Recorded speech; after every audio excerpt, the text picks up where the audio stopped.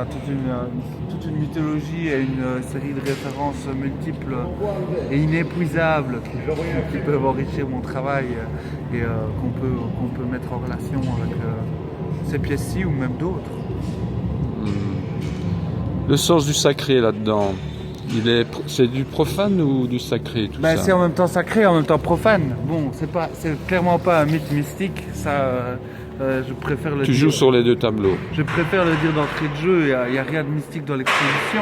Maintenant, effectivement, ça joue sur un héritage du sacré. Moi, j'ai toujours été fasciné par l'architecture sacrée, que ce soit les églises, même les cathédrales. Ou la basilique de Kuckelberg. C'est une basilique qui a joué un rôle très important dans mon imaginaire depuis toujours. Ben, il y a quand même une profanation du sacré, puisque tu y mets ta signature. Oui, tout à fait. Oui, voilà. T'installes, Où il y a aussi une sacralisation de matériaux industriels, puisque je fais un temple avec absolument. Donc ça va dans un sens comme dans l'autre. Et tu vas y faire fumer de l'encens quoi, pour l'inauguration. Alors il y a déjà de l'encens dans le film, hein, comme tu as pu le voir. On a fait une sorte de petit rituel pour l'inauguration de la sculpture à même la jungle. Et les machines qui ont servi à faire la fumée dans le film, puisque on a essayé d'utiliser des fumigènes du cinéma, ça ne marchait pas du tout. Et donc on a un assistant maire qui nous a dit nous, pas de problème, les smoke machines on connaît. Que ce sont des barils en métal qui étaient perforés à la main, qui nous ont servi à faire office de fumigène pour trouver cet aspect un peu Apocalypse Now qu'on a donné à la scène finale. C'est vrai, la musique aussi, on peut en parler, ça fait très Apocalypse Now. Oui, la musique c'est un groupe de Bristol qui s'appelle Empty Set, que moi j'adore. C'est une autre de mes passions, c'est la musique expérimentale et c'est un groupe de musique industrielle qui est pour moi un groupe très important de la musique expérimentale d'aujourd'hui. Et c'est les 3 seuls morceaux qu'ils ont utilisés qu'ils ont réalisés à partir de samples de cordes et qui restent de la musique électronique, mais beaucoup moins. C'est la musique extérieure qui est greffée au film où ils ont vu les images avant de faire la musique. Donc c'est 3 morceaux qu'ils avaient réalisés au préalable. C'est toi qui as choisi le. Oui, ça s'est apposé pour moi. Enfin pour moi, je veux dire, j'ai eu l'idée de faire une musique pour le film, mais ces 3 morceaux s'apposaient avec pour moi une clarté tellement évidente que la seule solution ça a été de contacter Empty Set et de leur demander les droits pour les 3 morceaux. Et ils ont donc fait sur base des images après qu'ils ont accepté Marrakech. Mais cette signature, on ne la voit que dans le film finalement. Oui. Elle n'est pas présente ici. Bah oui, je pense que il y a déjà mon nom là, avec le nom des sponsors sur le mur d'entrée.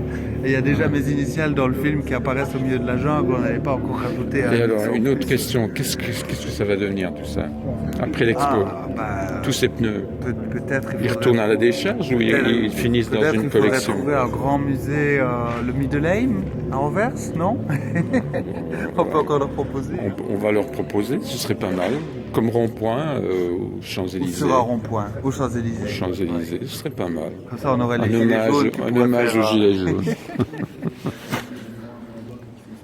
Ouais. Donc, tout ce boulot, tu as quand même. Tu as dû bosser pas mal, mais tu as été bien entouré aussi. Tu as eu pas mal d'assistants au Cambodge, ici. Pour faire des projets assez incroyables comme ça, il faut toujours des gens un peu magiques. Et le MX Temple, c'est clairement Alain Declercq qui a dirigé en fait tout le projet parce que ça dépassait complètement. Il est parti au Cambodge avec toi? Non, ici pour le temple.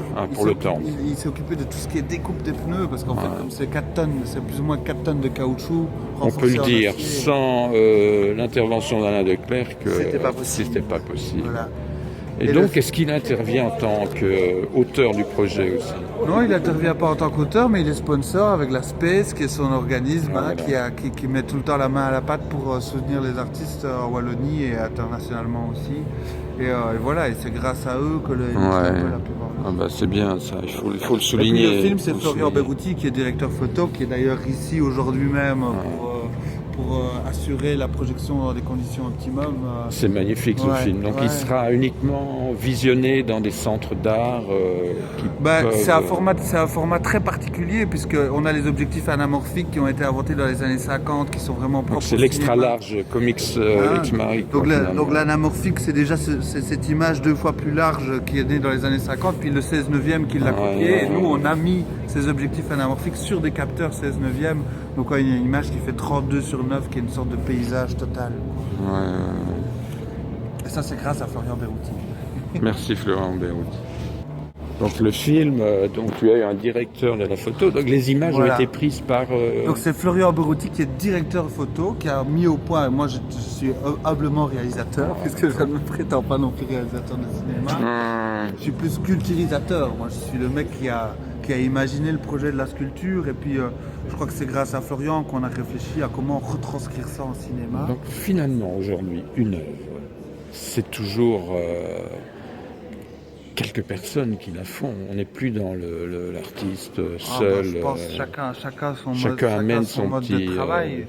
Je crois que ce qui est important, c'est justement peut-être d'en inventer des nouveaux. Moi, que ce soit avec Alain Declercq, le travail qu'on a fait pour découper Serpneux, ou avec Florian, les procédés cinématographiques qu'on a inventés, c'est inventer des nouveaux modes de collaboration et de production, moi, qui m'intéresse. Dis-moi un peu, au pavillon belge, qu'est-ce que tu aurais fait, toi, si tu avais eu le pavillon On verra bien, peut-être.